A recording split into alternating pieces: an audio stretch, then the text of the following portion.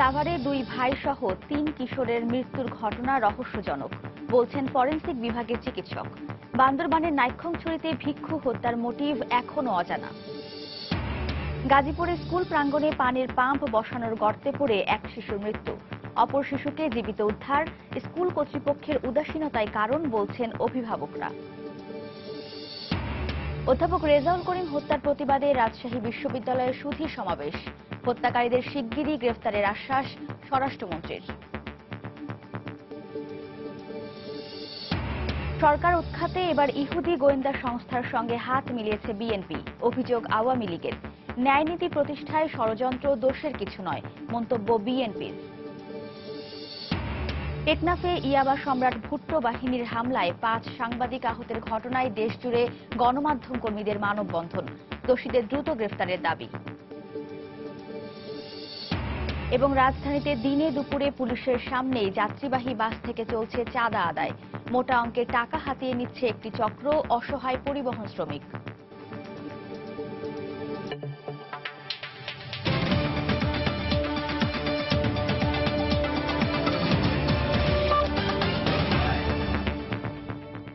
প্রবাসের সময় সঙ্গে আছি আমি ওয়াহিদা স্বপ্না। রাজধানীর নীলক্ষেত মোড়ে পুলিশ বক্সের সামনেই দিনে দুপুরে চলছে চাঁদাবাজি। নানা ভয়ভীতি দেখিয়ে আজিমপুর মিরপুর রুটের যাত্রীবাহী বাস থেকে মোটা অঙ্কের টাকা হাতিয়ে নিচ্ছে একটি চক্র। পুলিশের নির্বিকার ভূমিকায় গত কয়েক বছর ধরে চলা এই উৎপাতে অতিষ্ঠ বাস শ্রমিকরা। তারিকুজ্জামান শিমুলের রিপোর্ট, ক্যামেরায় ছিলেন সাইদুল ইসলাম। রাজধানীর নীলক্ষেত মোড়, সময় সকাল 8:30। ট্রাফিক সিগন্যালে থামছে একের পর এক বাস। চেনামুখ হাত বাড়াতেই কোনো কথা ছাড়াই টাকা বের করে দিচ্ছেন চালকেরা। ঘণ্টা দুয়েকের মধ্যে দৃশ্যপটে আরো ৩ জনের আগমন। কিন্তু তারা আসলে কারা, আর এই টাকা নেওয়ার কারণই বাকি? কৌতূহল মেটাতে ক্যামেরা এগিয়ে যেতেই দৌড়ে পালায় টাকা আদায়কারী চক্র। পুরো ঘটনাটি নীলক্ষেত পুলিশ বক্সের ঠিক সামনে। কিন্তু এ বিষয়ে জানতে চাইলে যেন আকাশ থেকে পড়লেন কর্তব্যরত পুলিশ সদস্যরা।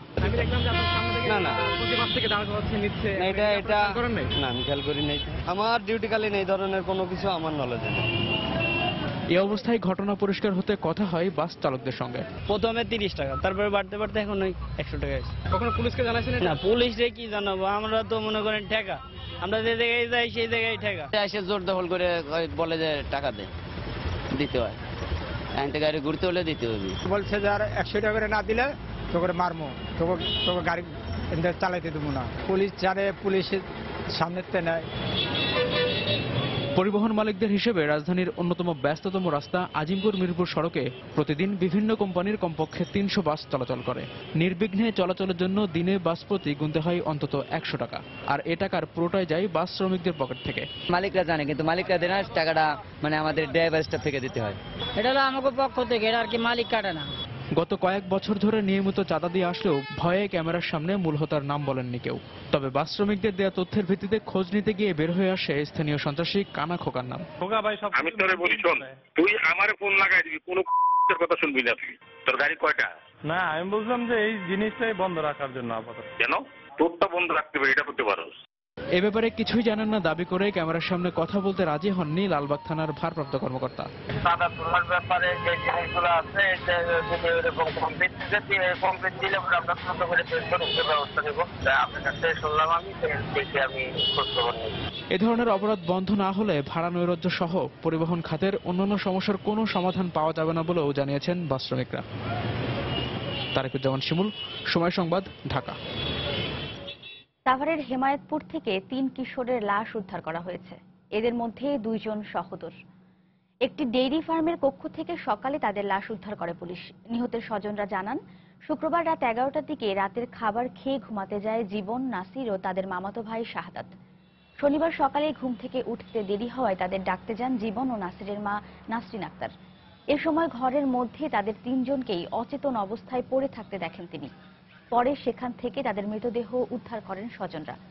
খবর পেয়ে পুলিশ লাশ উদ্ধার করে ময়না তদন্তের জন্য ঢাকা মেডিকেলের মর্গে পাঠিয়েছে। প্রাথমিকভাবে পুলিশের ধারণা খাদ্যে বিষক্রিয়ায় তাদের মৃত্যু হয়েছে।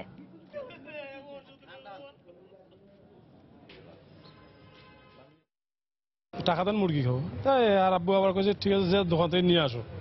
3 ভাই যে দোকান থেকে নিয়ে আসছে আইয়া সবাই 27 জন খাইছে, সবাই গান টান শুনে সবাই ঘুমাই গেছে। ওইটা টাকাটাই করে তাও হনে না, কেমনে মারা গেল কেউ বলতে পারতেছে না। ওদের যে বাসা যে বাসা থাকে এই বাসা পুরো সিসি ক্যামেরা আয়ত্তে। প্রাথমিকভাবে যেটা মনে হচ্ছে খাদ্যে বিষক্রিয়া বা অন্য কোনো কারণে তাদের মৃত্যু হতে পারে। যেহেতু স্পেসিফিক্যালি আমরা মৃত্যুর কারণ নির্ণয় করতে পারছি না উইদাউট ময়নাতদন্ত রিপোর্ট, সেই কারণে ময়নাতদন্ত রিপোর্ট এলে পরবর্তী আইনগত ব্যবস্থা নেব। সাভারের হেমায়েতপুরের 3 কিশোরের মৃত্যুর ঘটনা রহস্যজনক বলে মন্তব্য করেছেন ঢাকা মেডিকেল কলেজ হাসপাতালের ফরেনসিক বিভাগের চিকিৎসক ডাক্তার সোহেল মাহমুদ। শনিবার রাতে ঘটনাস্থল পরিদর্শন শেষে সাংবাদিকদের কাছে তিনি একথা বলেন। এ সময় ময়নাতদন্ত শেষে মৃত্যুর আসল রহস্য বেরিয়ে আসবে বলেও জানান তিনি। বৈদ্যুতিক যে শর্ট সার্কিট ছিল, এটা আমাদের মধ্যে ওই কোশ্চেনটা আমাদের মধ্যে ছিল। আমি সিনপ টাইমে এসে দেখলাম যে এখানে বৈদ্যুতিক শর্ট সার্কিট হওয়ার মতো আসলে কোনো অবস্থান আমরা এখনো পাইনি। টোটাল জিনিসটা এখনো আরো বেশি আমি রহস্য ঘনীভূত হয়ে গেল আর কি আমার মধ্যে। আমি দেখি আরো একটু পর্যালোচনা করে আমরা ব্লাড রেখেছি, তারপর পাশাপাশি আমরা ভিসেরা রাখছি, এগুলি আমরা কেমিক্যাল অ্যানালাইসিসের জন্য পাঠাইছি। বান্দরবানের নাইক্ষ্যংছড়িতে বৌদ্ধ মন্দিরে মং সু ইউ নামের ভিক্ষু হত্যার মোটিভ এখনো অজানাই রয়ে গেছে। এদিকে গত রাতে নিহত ভিক্ষুর ছেলে নাইক্ষ্যংছড়ি থানায় মামলা করেছেন। পুলিশ ও স্থানীয়রা জানায়, শুক্রবার রাতে প্রতিদিনের মতো বিহারের পাশে একটি মেডিটেশন কেন্দ্রে বসে ধ্যান করছিলেন প্রধান ভিক্ষু মং সু ইউ। এ সময় দুর্বৃত্তরা তাকে হত্যা করে। শনিবার সকালে জনাচাক নামের এক ভিক্ষু খাবার দিতে গিয়ে তার মৃতদেহ দেখতে পায়। খবর পেয়ে ঘটনাস্থল থেকে তার লাশ উদ্ধার করে পুলিশ। কে বা কারা এই হত্যাকাণ্ড ঘটিয়েছে সে ব্যাপারে প্রাথমিকভাবে কিছু জানাতে পারেনি পুলিশ। কারো সঙ্গে তার ব্যক্তিগত শত্রুতা ছিল না বলে জানিয়েছে স্বজনরা। এদিকে ঘটনাস্থল পরিদর্শন করেছেন পার্বত্য চট্টগ্রাম বিষয়ক প্রতিমন্ত্রী বীর বাহাদুর এবং পুলিশ সুপার মিজানুর রহমান। বুদ্ধ সমাজে এখন প্রতিটি বুদ্ধ ভিক্ষু আন্তর্কিত। আমাদের বৌদ্ধ ভিক্ষুদের পক্ষ থেকে তীব্র নিন্দা জানায়। আগে এই ঘটনা কোনো বান্দরবানে একটা ঘটেনি, হঠাৎ করে এটা কেন ঘটলো? আমরা সরকারকে বলতে চাইছি এটা সুস্থভাবে তদন্ত করে যে দোষী ব্যক্তি তাদেরকে উপযুক্ত শাস্তি দেওয়ার জন্য। গভীর রাতে একজন বৌদ্ধ ভিক্ষু হত্যাকাণ্ডের শিকার হন। আমাদের সিনিয়র পুলিশ কর্মকর্তা অলরেডি সেখানে আছেন, তারা তদন্ত করছেন। তো আশাটি এটা তদন্তাধীন আছে এবং এই ঘটনাটি কারা ঘটিয়েছেন এই ব্যাপারটা আমরা তদন্ত করে দেখছি। প্রবাসের সময় আরো থাকছে। পুনের রাজনীতি নয়, নির্বাচন চায় জাতীয় পার্টি, কাউন্সিলে বললেন এরশাদ। চেয়ারম্যান ও সিনিয়র কো চেয়ারম্যান অপরিবর্তিত রেখে নতুন কমিটি ঘোষণা। এবং নিউ ইয়র্কে বাংলাদেশের সাবেক কনসাল জেনারেল মনিরুল ইসলামকে দোষী সাব্যস্ত করেছে মার্কিন ফেডারেল আদালত। সরকারকে প্রয়োজনীয় পদক্ষেপ নেয়ার পরামর্শ।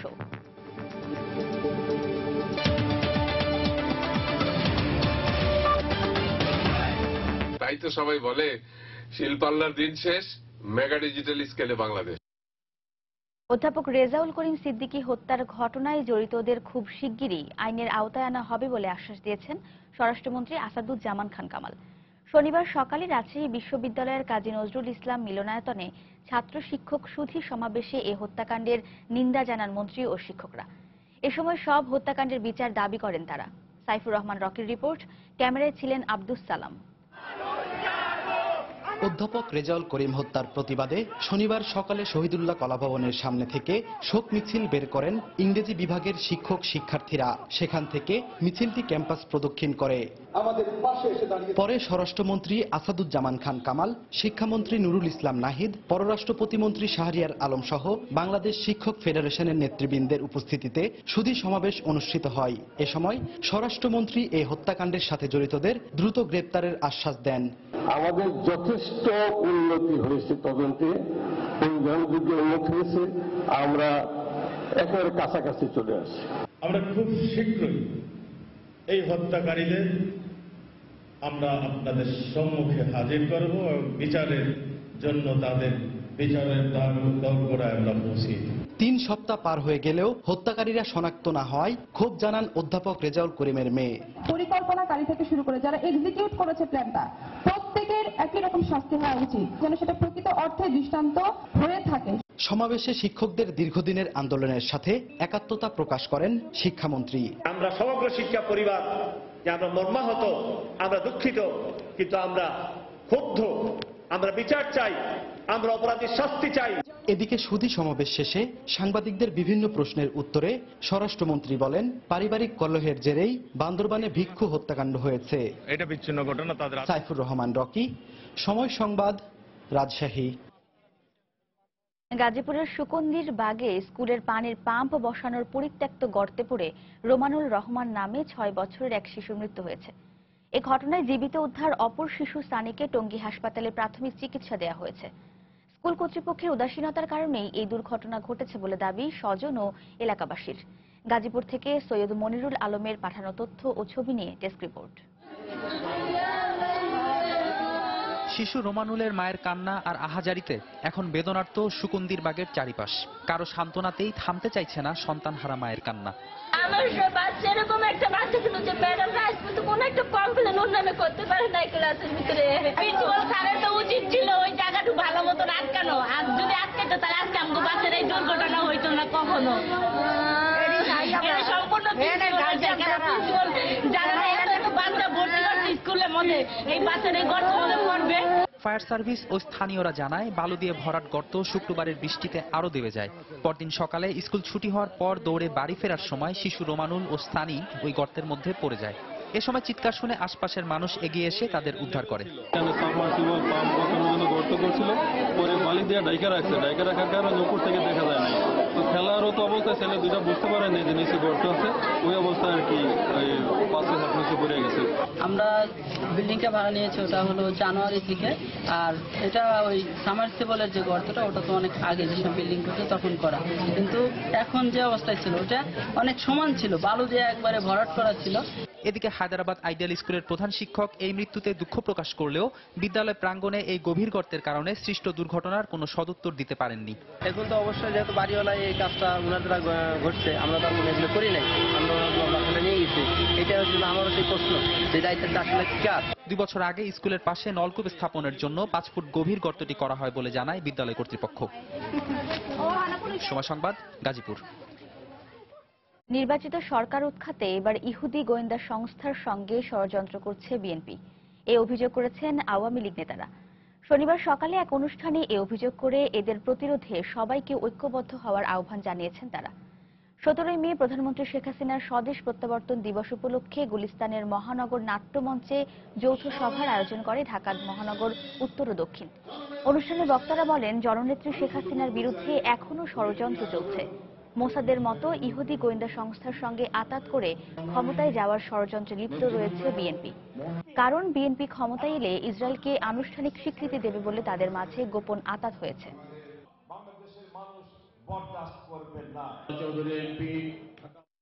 বাংলাদেশের জনগণ যখন তাদেরকে প্রত্যাখ্যান করেছে, বিদেশিদের সাথে আঘাত করে, মোসাদের মতো ইহুদি গোয়েন্দা সংস্থার সাথে আঘাত করে আজকে ক্ষমতায় আসার পায়তারা করছেন। আন্তর্জাতিক বিশ্বের সাথে বাংলাদেশের মানুষকে বাংলাদেশকে জঙ্গিবাদী রাষ্ট্র, সন্ত্রাসী রাষ্ট্র বানানোর যে ষড়যন্ত্র, সেই ষড়যন্ত্র প্রতিহত করার জন্য আপনাদের অত্যন্ত প্রহরীর মতো সজাগ থাকতে হবে। বিক্ষোভ কর্মসূচির নামে আবারও যদি সন্ত্রাস হয়, আবারও যদি নৈরাজ্য সৃষ্টির ষড়যন্ত্র করেন, অবশ্যই বাংলাদেশ আওয়ামী লীগের কর্মীরা আইন শৃঙ্খলা রক্ষাকারী বাহিনীর সাথে প্রতিহত করবে। ইসরায়েলের সঙ্গে বাংলাদেশের কূটনৈতিক কোনো সম্পর্ক নেই, ইসরায়েলের সঙ্গে বাংলাদেশের কোনো ব্যবসায়িক সম্পর্ক নেই। তো সেই জায়গায় আপনার দলের শীর্ষ পর্যায়ের নেতা কি কারণে তার সঙ্গে একাধিকবার বৈঠক করলেন? বাংলাদেশের মানুষ জানে যে আপনারা আবার গভীর ষড়যন্ত্রে লিপ্ত হয়েছেন। আপনারা গুপ্ত হত্যা চালিয়ে, আপনারা ধ্বংসাত্মক চালিয়ে জননেত্রী শেখ হাসিনা সরকার উৎখাত করতে না পেরে এখন আপনারা লিপ্ত হয়েছেন ইসরায়েলের গোয়েন্দা সংস্থা সহ পশ্চিমা অন্যান্য গোয়েন্দা সংস্থা দিয়ে আপনারা সরকারের বিরুদ্ধে অশুভ তৎপরতায় লিপ্ত হয়েছেন। এই ইহুদিদের সাথে গোয়েন্দা সংস্থার সাথে হাত মিলিয়ে শেখ হাসিনাকে উৎখাত করবে এবং রাষ্ট্রীয় ক্ষমতা আনবে, আর ইহুদিরা ঈদের বাংলাদেশ স্বীকৃতি দেবে, এই হল তাদের ষড়যন্ত্র।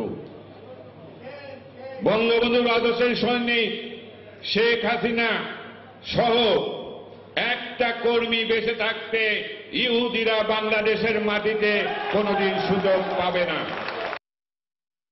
বিএনপি রাষ্ট্রের বিরুদ্ধে নয়, ন্যায়নীতি প্রতিষ্ঠায় ষড়যন্ত্র করছে মন্তব্য করে দলের স্থায়ী কমিটির সদস্য গয়েশ্বর চন্দ্র রায় বলেছেন, এ ধরনের কৌশল বা ষড়যন্ত্র দোষের কিছু নয়, বরং এটি গণতন্ত্রেরই অংশ। শনিবার দুপুরে নয়াপল্টনে ভাসানী ভবনে ঢাকা মহানগর বিএনপির যৌথ সভায় তিনি এ মন্তব্য করেন। সত্য, ধর্ম, ন্যায়, এই তিনটা প্রতিষ্ঠিত করতে যে কোনো ধরনের গোপন হোক, প্রকাশ্য হোক, সেটা ষড়যন্ত্র বলেন আর কৌশল বলেন, সেটা কিন্তু গণতন্ত্রের অংশ, সেটা কিন্তু ধর্মের অংশ। আমরা রাষ্ট্রের বিরুদ্ধে ষড়যন্ত্র করি না। বিচার বিভাগ ও সংসদের মুখোমুখি অবস্থানের কারণে সাংবিধানিক সংকট দেখা দিতে পারে বলে মন্তব্য করেছেন বিএনপির মহাসচিব মির্জা ফখরুল ইসলাম আলমগীর। শনিবার সকালে ঢাকা রিপোর্টার্স ইউনিটিতে আলোচনা সভায় তিনি এই মন্তব্য করেন। আজকে যে অবস্থা আপনারা নিয়ে গেছেন দেশকে, গণতন্ত্রের লেশ মাত্র কোথাও নেই। আপনারা সম্পূর্ণভাবে একদলীয় শাসন ব্যবস্থা ভিন্ন আঙ্গিকে চাপিয়ে দিয়েছেন জনগণের উপরে, এবং সেটা আপনারা গোটা দেশে এইরকম একটা শ্বাসরুদ্ধকর পরিস্থিতির সৃষ্টি হয়েছে। আজকে বিচার বিভাগ এবং পার্লামেন্টের মধ্যে যে বিরোধ সৃষ্টি হচ্ছে, সংকট সৃষ্টি হচ্ছে, তাতে সাংবিধানিক সংকট সৃষ্টি হওয়ার সুযোগ সৃষ্টি হয়েছে। বিদ্যমান নির্বাচন পদ্ধতিকে ত্রুটিপূর্ণ আখ্যা দিয়ে নির্বাচন পদ্ধতি পরিবর্তনের আহ্বান জানিয়েছেন জাতীয় পার্টির চেয়ারম্যান হোসেন মোহাম্মদ এরশাদ। শনিবার দুপুরে রাজধানীর ইঞ্জিনিয়ার্স ইনস্টিটিউশনে দলের 8ম জাতীয় সম্মেলনে বক্তব্য রাখেন তিনি। এ সময় অতীতে বিভিন্ন কারণে দল থেকে যারা চলে গেছেন তাদের ফিরে আসার আহ্বান জানান senior co chairman Begum Rowshan Ershad. প্রতিষ্ঠার পর 5 বছর ক্ষমতায় থাকলেও জাতীয় পার্টি ক্ষমতার বাইরে টানা প্রায় 26 বছর। সরকারের ভেতরে ও বাইরে থেকে বিরোধী দল হিসেবে দায়িত্ব পালন করা দলটির এবারের কাউন্সিল নিয়ে ব্যাপক উৎসাহ ও উদ্দীপনা ছিল সর্বস্তরের নেতাকর্মীদের মাঝে। শনিবার ভোর হতেই মুহুর্মুহু স্লোগান আর মিছিল নিয়ে সম্মেলনস্থল রমনার ইঞ্জিনিয়ার্স ইনস্টিটিউশনে আসতে থাকেন তারা। বহিষ্কার ও দলীয় কোন্দল সহ নানা কারণে বারবার আলোচনায় থাকা কেন্দ্রীয় নেতৃবৃন্দের পদ পদবিও ঘোষণা ছিল আগে থেকেই। তাই আগতদের উপস্থিতিতে শুধু নিয়ম রক্ষার সমর্থন আদায়। দলটির হাজারো নেতাকর্মী ও কাউন্সিলরের উপস্থিতিতে এরশাদকে চেয়ারম্যান হিসেবে নির্বাচন করা হয়। এছাড়া সিনিয়র কো চেয়ারম্যান হিসেবে বিরোধী দলীয় নেতা বেগম রওশন এরশাদ, কো চেয়ারম্যান পদে সাবেক মন্ত্রী জিএম কাদের এবং মহাসচিব হিসেবে নির্বাচিত হন এবিএম রুহুল আমিন হাওলাদার। সব ভেদাভেদ ভুলে দলকে ঐক্যবদ্ধ করে দেশকে নেতৃত্ব দিতে কর্মীদের প্রতি আহ্বান জানান সিনিয়র কো চেয়ারম্যান। মুক্তিযুদ্ধের চেতনায় একটি সুন্দর দেশ গড়ে তুলতে চাই, অসাংস্কৃতিক দেশ গড়ে তুলতে চাই, যেখানে হিন্দু, মুসলিম, বৌদ্ধ, খ্রিস্টান সবাই মিলে মিশে থাকবে, দেশকে গড়ে তুলবে, দেশকে সামনের দিকে এগিয়ে নিয়ে যাবে, দেশের জন্য সবাই মিলে মিশে কাজ করবে। আর বিদ্যমান নির্বাচন পদ্ধতি ত্রুটিপূর্ণ হওয়ায় ইউনিয়ন পর্যায়ে খুনোখুনি বাড়ার কারণ উল্লেখ করে নির্বাচন পদ্ধতিতে সংস্কারের আহ্বান জানান হোসেন মোহাম্মদ এরশাদ। নির্বাচনে 84 জনের প্রাণহানি হয়েছে। এ ধরনের নির্বাচন মানুষ গ্রহণ করে নাই, এই নির্বাচন আগামী চলবে না। আমাদের উদ্দেশ্য হল নির্বাচন পদ্ধতি পরিবর্তন করে সুষ্ঠু নির্বাচনের মাধ্যমে আবার আমরা ক্ষমতা আসবো ইনশাল্লাহ। এই সম্মেলনের মধ্য দিয়ে জাতীয় পার্টির পুনর্জাগরণ ঘটবে বলে মনে করছেন দলটির নেতাকর্মীরা। ফয়সাল মোর্শেদ, সময় সংবাদ, ঢাকা। প্রবাসের সময় আরো থাকছে। তৃণমূল থেকে প্রতিভাবান সাঁতারু খুঁজে বের করতে শুরু হচ্ছে সেরা সাঁতারুর খোঁজে। দেশব্যাপী 19 মে থেকে প্রতিযোগিতা।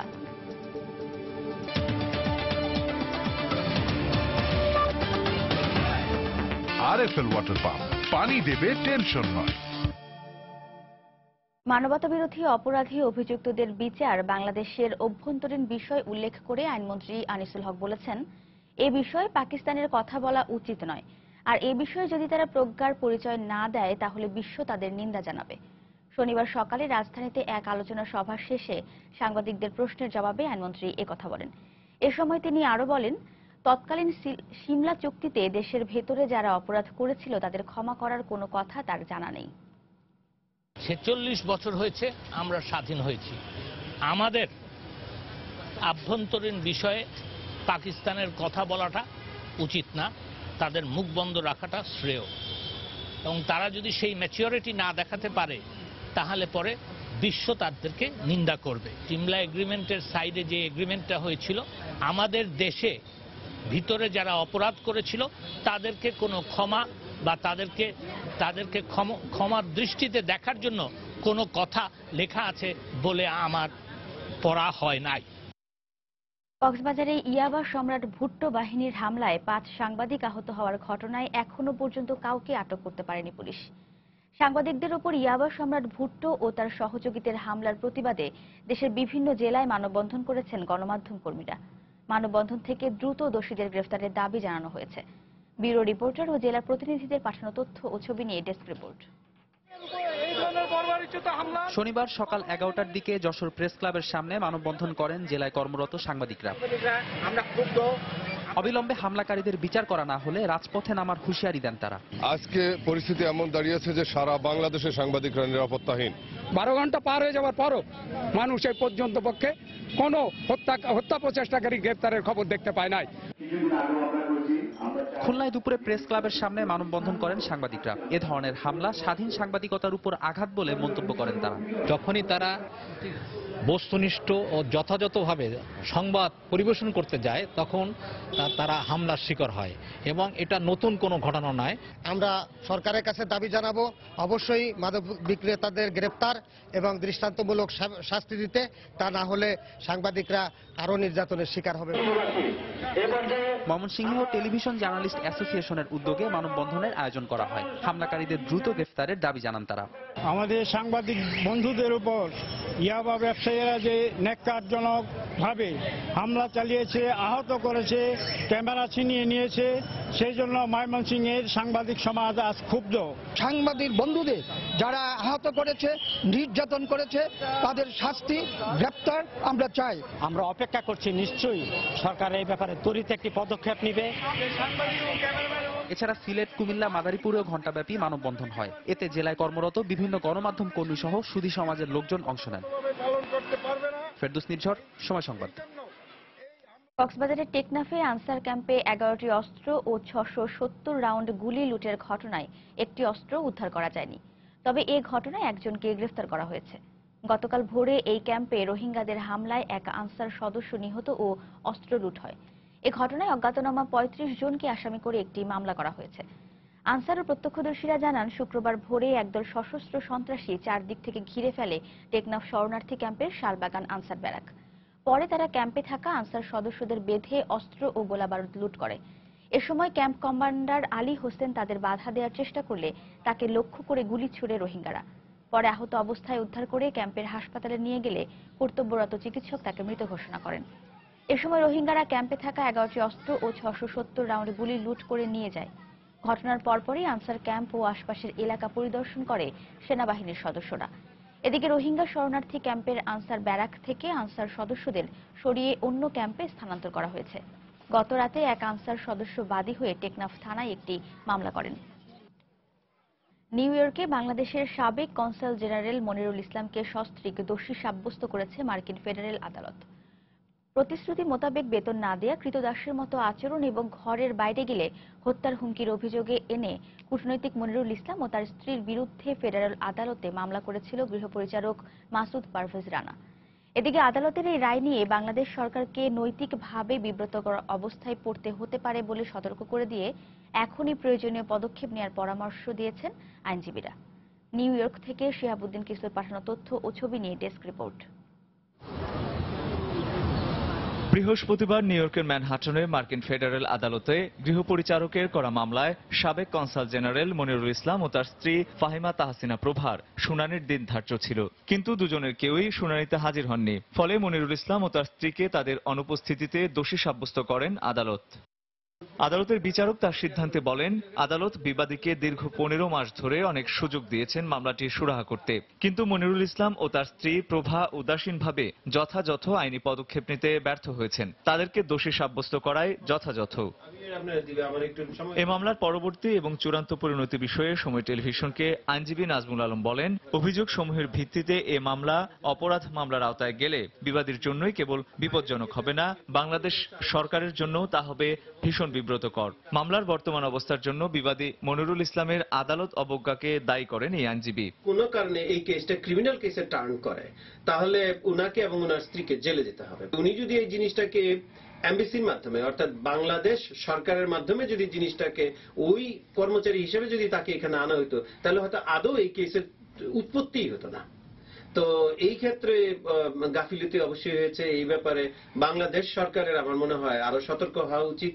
আদালত প্রকাশিত তথ্যে জানা গেছে, গেল মার্চে মনিরুল ইসলামের আইনজীবী মামলা পরিচালনায় অপারগতা প্রকাশ করে নিজেই আদালতের কাছ থেকে আইনজীবীর দায়িত্ব থেকে অব্যাহতি নেন। মনিরুল ইসলাম বর্তমানে ইথিওপিয়ায় বাংলাদেশের রাষ্ট্রদূত হিসেবে দায়িত্বরত রয়েছেন। সময় সংবাদ, নিউ ইয়র্ক। নাইজেরিয়া ভিত্তিক জঙ্গি সংগঠন বোকো হারামের বহু সদস্য ইরাক, সিরিয়া ও লিবিয়ায় আইএস এর পক্ষে লড়াই করতে যাচ্ছে বলে সতর্ক করে দিয়েছে নিরাপত্তা পরিষদ। শনিবার এক বিবৃতিতে জাতিসংঘ আইএস এর সঙ্গে বোকো হারামের ঘনিষ্ঠ সম্পর্ক নিয়ে উদ্বেগ জানায়। এছাড়া নাইজেরিয়ায় জঙ্গি গোষ্ঠীটির অবস্থান দিন দিন শক্তিশালী হচ্ছে বলেও বিবৃতিতে মন্তব্য করা হয়। বোকো হারাম নাইজেরিয়া ও এর আশপাশের দেশগুলোতে হত্যা ও নৃশংসতা চালিয়ে মানবাধিকারের চরম লঙ্ঘন করছে উল্লেখ করে এর তীব্র নিন্দা জানায় জাতিসংঘ। বোকো হারাম জঙ্গিদের নির্মূলে করণীয় ঠিক করতে নাইজেরিয়ার রাজধানী আবুজায় আফ্রিকার বেশ কয়েকটি দেশ সম্মেলনে বসতে যাচ্ছে। সম্মেলনে ফরাসি প্রেসিডেন্ট ফ্রাঁসোয়া ওলাদ, ব্রিটিশ পররাষ্ট্রমন্ত্রী ফিলিপ হ্যামন্ড এবং মার্কিন সহকারী পররাষ্ট্রমন্ত্রী অ্যান্টনি ব্লিংকনের অংশগ্রহণের কথা রয়েছে। 2015 সালে বোকো হারাম আইএস এর প্রতি আনুগত্য প্রকাশ করে।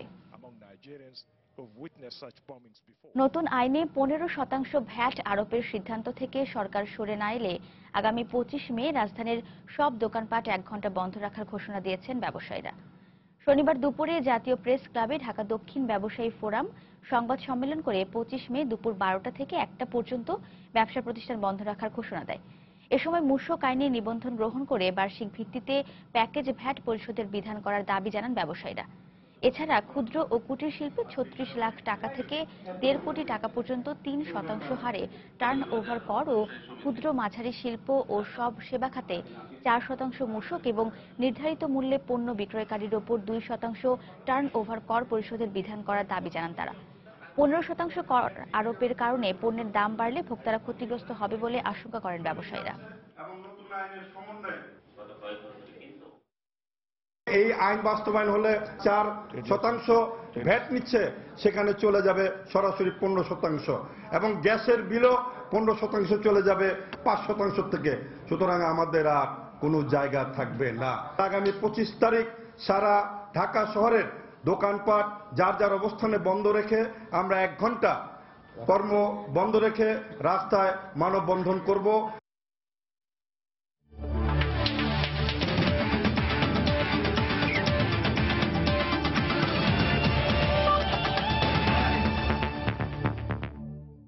খেলার খবর। সুয়ারেজের হ্যাট্রিকে 2015-16 মৌসুমের লা লিগার শিরোপায় চুম্বন দিল মেসির বার্সেলোনা, যা কাতালানদের টানা দ্বিতীয় ও লা লিগার 24তম শিরোপা। লিগের শেষ ম্যাচটি শিরোপা নির্ধারণী হওয়ায় অঘোষিত ফাইনালে রূপ নেয়া ম্যাচে গ্রানাদাকে 3-0 গোলে হারিয়েছে বার্সা।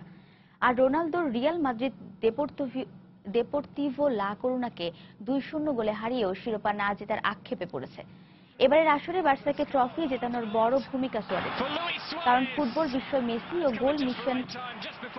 গোল মেশিন রোনালদোর মতো মহা তারকাদের পেছনে ফেলে আসরে মোট 40টি গোল করে পিচিচি ট্রফিটাও নিজের করে নিয়েছেন লুইস সুয়ারেজ। 22 মিনিটের অপেক্ষায় পালা শেষে দলকে লিড এনে দেন লুইস সুয়ারেজ। এরপর দানি আলভেজের অ্যাসিস্টে গ্রানাদার জালে বল পাঠান সুয়ারেজ। দ্বিতীয়ার্ধে প্রাণপণ চেষ্টায় গ্রানাদা গোল বার আগলে রাখলেও শেষ রক্ষা হয়নি। বৃহস্পতি তুঙ্গে থাকা সুয়ারেজের শেষ বাঁশি বাজার 2 মিনিট আগে নেইমারের পাস থেকে গেল 5 ম্যাচে তৃতীয় হ্যাট্রিক করে লা লিগা জয়ে গল্প রচনা করেন। সাঁতারের খবর। তৃণমূল পর্যায় থেকে প্রতিভাবান সাঁতারু খুঁজে পেতে প্রথমবারের মতো দেশব্যাপী শুরু হচ্ছে সাঁতারু অন্বেষণের প্রতিযোগিতা সেরা সাঁতারুর খোঁজে বাংলাদেশ। বাংলাদেশ নৌবাহিনী ও সুইমিং ফেডারেশনের উদ্যোগে চলবে এই ট্যালেন্ট হান্ট। এ উপলক্ষে সুইমিং ফেডারেশনে আয়োজন করা হয় সংবাদ সম্মেলনের। এতে বক্তব্য রাখেন বাংলাদেশ নৌবাহিনী প্রধান অ্যাডমিরাল নিজাম উদ্দিন আহমেদ। কদিন আগেই এসএ গেমসের সাঁতার ডিসিপ্লিনে 2টি স্বর্ণপদক জিতে দেশের মুখ উজ্জ্বল করেছেন মাহফুজা আক্তার শিলা। এরপর সুইমিং কর্তাদের ধারণাও পাল্টেছে। জাতীয় আর বয়সভিত্তিক সাঁতার তো নিয়মিতই হয়, এবার আরো বড় পরিসরে তৃণমূল থেকে প্রতিভাবান সাঁতারু খুঁজে পেতে শুরু হচ্ছে সেরা সাঁতারুর খোঁজে বাংলাদেশ। প্রতিভাবান সাঁতারু যারা সুযোগের অভাবে তাদের প্রতিভার বিকাশ ঘটাতে পারছে না, তাদেরকে তুলে আনাই এর প্রধান লক্ষ্য। আগামী 19 মে প্রতিযোগিতার উদ্বোধন করবেন জনপ্রশাসন মন্ত্রী সৈয়দ আশরাফুল ইসলাম। দেশের 64টি জেলার 489টি উপজেলায় চলবে প্রাথমিক বাছাই। সারা দেশের প্রায় 25,000 সাঁতারু অংশ নেবে বলে আশা করছে আয়োজকরা। সর্বনিম্ন 11 বছর থেকে বিভিন্ন বয়সের সাঁতারুরা অংশ নিতে পারবেন। www.seraSataru.com নামে একটি ওয়েবসাইট খোলা ছাড়াও প্রতিযোগিতার জন্য কল সেন্টারও খোলা হয়েছে। 64টি জেলা থেকে 3 পর্বের বাছাই প্রক্রিয়া শেষে চূড়ান্ত পর্যায়ে 60 জনকে নির্বাচন করা হবে, যাদের দেওয়া হবে দীর্ঘমেয়াদে উন্নত প্রশিক্ষণ। সেরা 4 জন নারী ও 4 জন পুরুষ সবাইকে 5 লক্ষ টাকা নগদ পুরস্কার সহ মেডেল ও সার্টিফিকেট দেওয়া হবে। 3টি পর্বে সর্বমোট 65 লক্ষ টাকা পুরস্কারের ব্যবস্থা আছে এই প্রতিযোগিতায়। বাছাই পর্ব যেন একদম অ্যাকুরেটলি হয়, পারফেক্টলি হয়, সেজন্য এখানে আমরা আমাদের ফেডারেশন থেকে একটা কমিটি করা হয়েছে, কয়েকজন সদস্য তারা থাকবেন। নৌবাহিনী থেকে এখানে একজন কমান্ডার নিয়োগ করা হয়েছে, 2 জন লেফটেন্যান্ট কমান্ডার নিয়োগ করা হয়েছে, তারা এখানে থাকবেন। এবং এর সাথে আমরা একজন ভালো বিদেশি কোচ পেয়েছি, পার্ক দেখুন আপনারা জানেন। 5.5 মাস ব্যাপী এই প্রতিযোগিতা চলবে 2 অক্টোবর পর্যন্ত। নাসির সুলতান, সময় সংবাদ, ঢাকা। এ পর্যায়ে শীর্ষ সংবাদ জানিয়ে দিচ্ছি আরেকবার। সাভারে 2 ভাই সহ 3 কিশোরের মৃত্যুর ঘটনা রহস্যজনক, বলছেন ফরেনসিক বিভাগের চিকিৎসক। বান্দরবানের নাইক্ষ্যংছড়িতে ভিক্ষু হত্যার মোটিভ এখনো অজানা। গাজীপুরে স্কুল প্রাঙ্গণে পানির পাম্প বসানোর গর্তে পড়ে এক শিশুর মৃত্যু। অপর শিশুকে জীবিত উদ্ধার স্কুল কর্তৃপক্ষের উদাসীনতাই কারণ, বলছেন অভিভাবকরা। অধ্যাপক রেজাউল করিম হত্যার প্রতিবাদে রাজশাহী বিশ্ববিদ্যালয়ের সুধী সমাবেশ। হত্যাকারীদের শিগগিরই গ্রেফতারের আশ্বাস স্বরাষ্ট্রমন্ত্রীর। সরকার উৎখাতে এবার ইহুদি গোয়েন্দা সংস্থার সঙ্গে হাত মিলিয়েছে বিএনপি। অভিযোগ আওয়ামী লীগের। ন্যায় নীতি প্রতিষ্ঠায় ষড়যন্ত্র দোষের কিছু নয়, মন্তব্য বিএনপির। টেকনাফে ইয়াবা সম্রাট ভুট্টো বাহিনীর হামলায় 5 সাংবাদিক আহতের ঘটনায় দেশজুড়ে গণমাধ্যম কর্মীদের মানববন্ধন। দোষীদের দ্রুত গ্রেফতারের দাবি। এবং রাজধানীতে দিনে দুপুরে পুলিশের সামনেই যাত্রীবাহী বাস থেকে চলছে চাঁদা আদায়। মোটা অঙ্কের টাকা হাতিয়ে নিচ্ছে একটি চক্র, অসহায় পরিবহন শ্রমিক। এই ছিল প্রবাসের সময়। যে কোনো খবর পেতে ভিজিট করুন সময়নিউজ.টিভি। যে কোনো বাংলা লিংক, রবি ও সিটিসেল নম্বর থেকে সময় সংবাদের খবর, অনুষ্ঠান সম্পর্কে জানতে এবং যে কোনো তথ্য সময় সংবাদকে জানাতে ডায়াল করুন 16242 নম্বরে। এছাড়া এইমাত্র পাওয়া খবর আপনার মোবাইলে পেতে SMS করুন *SN লিখে পাঠিয়ে দিন 16242 নম্বরে। আর সঙ্গেই থাকুন সময়ের।